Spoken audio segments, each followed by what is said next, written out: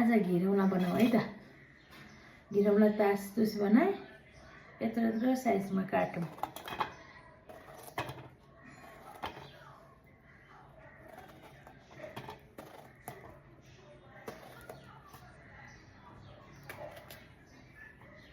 आलु नखाने sugar बडर line काटिहालेछ। यसो गर्ने,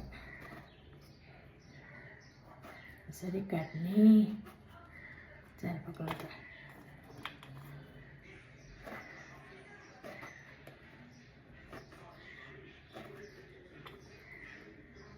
यसलाई योसँग खाएर पनि देखौँ। अब मसला बनाऊ है त। बेसार, जिराको धुलो, थोरै खोर्सानीको धुलो, अनि स्वादअनुसार नुन, अनि यसमा मैले के हालेँ भने टिमुर पनि हालेको छु। अब यसलाई यसरी मिक्स गरेर यसको भित्र हालेर एकछिन राखिदियो। अलिकति मेहनत गरेर अलिक अर्को टाइपको बनाएर खाएको घिरौँला। नामै त घिरौँला, सुन्ने बित्तिकै खानु मान्दैनन्। महँगो फेरि त्यस्तै छ। यो तेल थोरै हाल्यो अनि पाँच फोरन पड्काइदियो।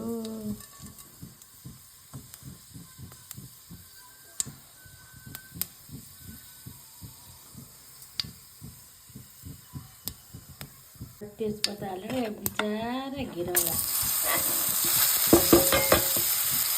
हालिदियो। अब यसलाई पल्टन गरेर चलाउँछु। पल्टन गरेर चलाएँ।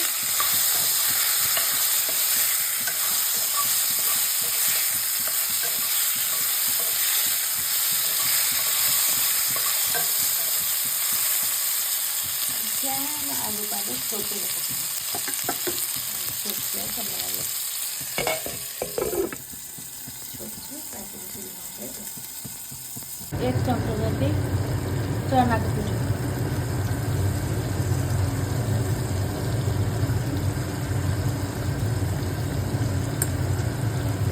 पहिला पनि चलाउँछु।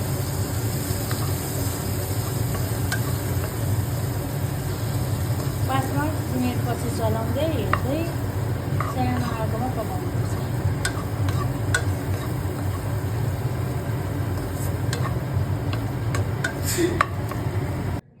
रेडी भयो घिरौँलाको तरकारी। ट्राई गर्नु है त।